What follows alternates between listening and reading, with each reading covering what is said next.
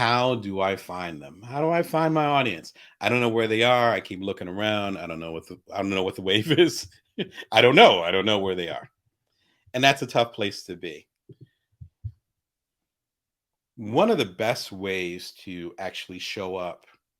Well, I'm kind of burying the lead here, or I'm saying the punchline at the beginning. The best way to find the audience is to be the audience. It's called signaling. If you represent who you are, or at minimum represent who you want to serve, then they will find you. The question is how long you're able to be consistent in that space. That's why it's a little bit more helpful if you're passionate, or you care, or you're really into whatever you're trying to pursue, because that's going to give you that fuel to get through, as I just talked about, those times when doubt might creep in. But you have to represent whom you want to serve. I'll give you a really simple example. My thing is helping non-traditional entrepreneurs. Again, the side hustlers and the solopreneurs.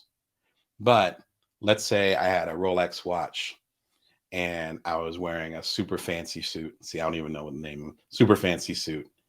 And I was, calling in and doing the Bring Your Worst show from my palace here in Las Vegas. That doesn't represent my audience. Everything here I made with my own little hands, including this book. Shout out to the printers. I didn't make it that much.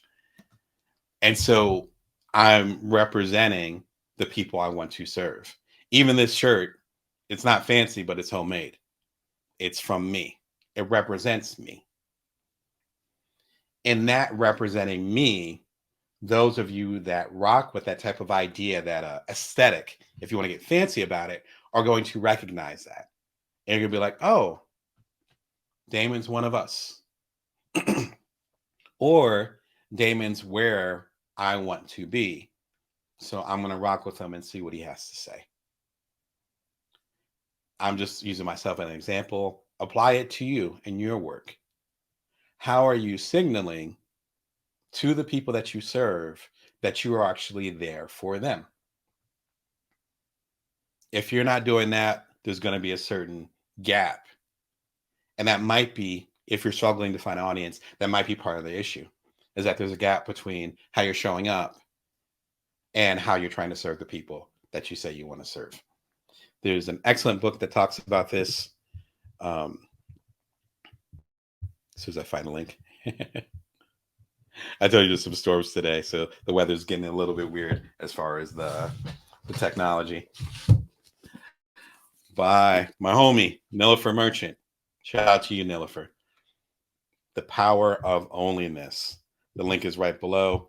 I don't think I have the link on the Amazon, but feel free to look it up. You can just look it up on my shop. Fantastic book. There's so much stuff I can say about this book, but it's about finding your unique identity, or at least embracing your unique identity, and then finding others who connect with that particular identity. So it's almost like being only, but with other people, if that makes sense. Give a shout in the comments if that makes sense, or if it doesn't make sense. I'm happy to break it down more. It's tough to say. There's like 3 or 4 concepts in here that I've cited in my book several times. She cited in, of course, the complete Bring Your Worth collection. All the links are below. It'll be coming out in like a month. But one of my favorites is she talks about signaling. And signaling was the first time I ever heard of it. This book came out a good 7-8 years ago. Signaling is what I just talked about.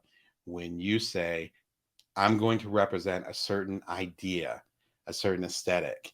This is important to me. I'm going to show up this way, even if other people do not understand what I'm trying to do. I'm secure enough, or at least I'll muddle through it enough to make that happen. And what happens is that it becomes a signal. And then other people say, oh, that's what you're doing? That's against the grain, but I like it. What are you trying to do? What impact are you trying to make in the world? Again, the subtitle, make your wild ideas mighty enough to dent the world. That's kind of the point. So it's like you and the merry band of misfits, dating myself there, but the merry band of misfits saying we're all different, but we all want to change the world in a particular way. There's so much power in that. That I believe is what, at least in my definition, what an audience is. Because if your audience was the same as the audience for everybody else, then why are you doing what you're doing? Let's be blunt about it. What's the point?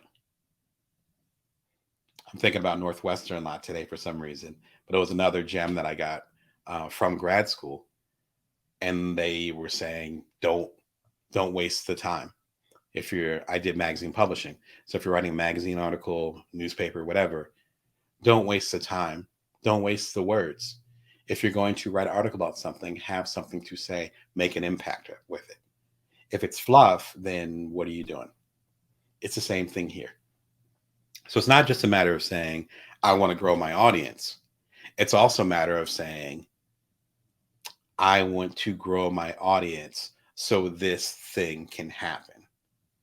So side hustlers, solopreneurs, and other non-traditional entrepreneurs can have their particular viewpoint, their particular POV, their underrepresented viewpoint brought out into the world to make an impact and make it a more equitable place. That's not a small feat, and it's not, in that latter case, that's not something I can do on my own. So it's a matter of making that impact and then finding people who will help make that impact with you, not for you, but with you.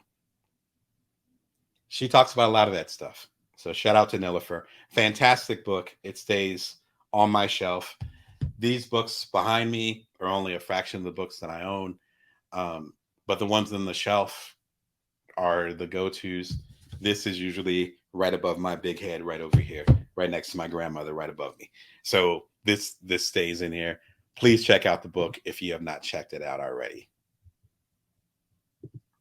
This ties into a good episode from about a year ago. It's one of my favorite episodes. And again, we're about 350 deep, so it says a lot. What to do when you aren't taken seriously. It's a tough one, folks. It's a tough one. But if you're trying to make an impact in the world, I will guarantee not everyone will take you seriously. What I'm most known for is an app that connected people for hugs. That's how I made my bones. That's how I sold my startup. That's one of the reasons why I'm talking to you now. And it's just one of 3 or 4 things that happened in my career where I started it and people are like, are you out of your mind? And then come to find out it was exactly what the world needed at the time. So if you listen to the doubters, which they have a place, certain ideas should not move forward. But if you're confident in that idea and you know there's a certain audience that you can impact with that, and you think you can make an impact on the world based on building that audience, then go for it. This talks about that. You need to have, as Angela Duckworth talks about, you need to have grit. This is where the grit comes in. This is the hard part. Definitely, out of all these episodes, watch this recommended episode, please, because it's kind of the thesis of everything we're talking about today. Oh, thank you. Thank you for the question. Good afternoon to you. Excuse me. This would be great for a tea break. Can someone still grow a YouTube channel after a 5-year hiatus with different content? I'd say absolutely. And I would expand it beyond just YouTube. I'll give myself as an example. I had a couple bestsellers and some books early in my career that are focused on technology and intimacy. So basically how technology connected us, which eventually, as you can probably figure out, led to me co-founding a startup that connected people for hugs called Cuddler, which I talked about in the aforementioned video. After I sold my startup, then I wanted to, as I'm talking about today, wanted to help other non-traditional entrepreneurs. Because when I sold my startup, I'm African-American. I'm a stay-at-home dad at the time. Our son had turned 2 when I sold Cuddler. I wasn't living in Silicon Valley. I was approaching middle age, like all these different things that didn't match. They call it pattern matching in San Francisco. So I want to help other people who didn't pattern match the new entrepreneurship, the non-traditional entrepreneurs. All my books since then, a lot of them are in the complete Bring Your Worth collection coming out soon, are not connected to intimacy and technology. I bring this up because it's more about you serving a particular audience and you serving them well. And sometimes ends up being you going back, and I think Steve Jobs said that, where you follow the dots, but it's not until you look back where you realize how all the dots connect.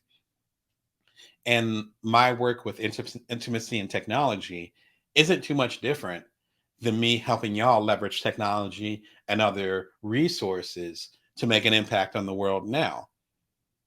So in a sense, if you're doing a particular YouTube channel, particular line of books, in my case, or whatever, and it's feeding a particular audience, maybe with the new ideas you have, there's some type of like a Venn diagram. You think about the big two circles overlapping. Maybe there's some type of overlap that will allow you to feed the audience that you want to go to next. So yes, you can absolutely, this will be called pivoting. You could absolutely pivot into a different place, and you might even have more success, however you measure those metrics. I think the key thing though is to figure out instead of saying, okay, the content's going to be different. Yeah, but where does the audience overlap? And I think that's really where the key thing is. Some of the people that made my books bestsellers ages ago, I won't even say how long ago, see the gray hair here, are the same folks, some of the same folks that are making my stuff bestsellers now. Even though the content is a little bit different, but they still get the vibe of it. And there's that overlap there. So I'd say focus on not how the audiences are going to be different as far as new content you want to do, but focus more on how the audiences are going to be the same. And maybe there's some type of overlap that'll make that pivot more gentle. Like what new content you want to put up is actually closest to the old content you want to put up. And once you do that, then it becomes a gradual climb, and that audience might actually go with you. If you, my 27th book, again, the complete Bring Your Worth collection, is about to come out in October. But if you look at the lineage of my books, there was no hard lefts. It was more like, okay, this is the direction we're going in. I'm interested in this. Are y'all rocking with me? Yeah. Okay, cool. We're going this direction. Oh, we're pivoting. Yep. And suddenly we're over here. So I'd say look at it less black and white and more like, where's the overlap between these two potential audiences, and how can I make content that can slowly get them into the direction I want to go in. So hopefully that gives you some insight. I appreciate the question. Feel free to throw a follow-up in there if I didn't get it exactly to where you need it to be. But yeah, that's a valid question. I respect it, because we deal with that all the time, and it's tough because we want to grow as creators, as artists, as business people, whatever moniker you want to put on yourself. But we're not always sure if the audience is going to grow with us. And that's a tough place to be. But we also have to have enough faith that we're being called in this particular direction for a particular reason. And if I was worried about, I'm known for writing about and talking about intimacy and technology, I can't explore these other things, then we literally wouldn't be talking now. So best of luck as you move your channel forward. I think there's ways that you can make the transition a little bit more gentle. So keep some of the stuff I said in mind.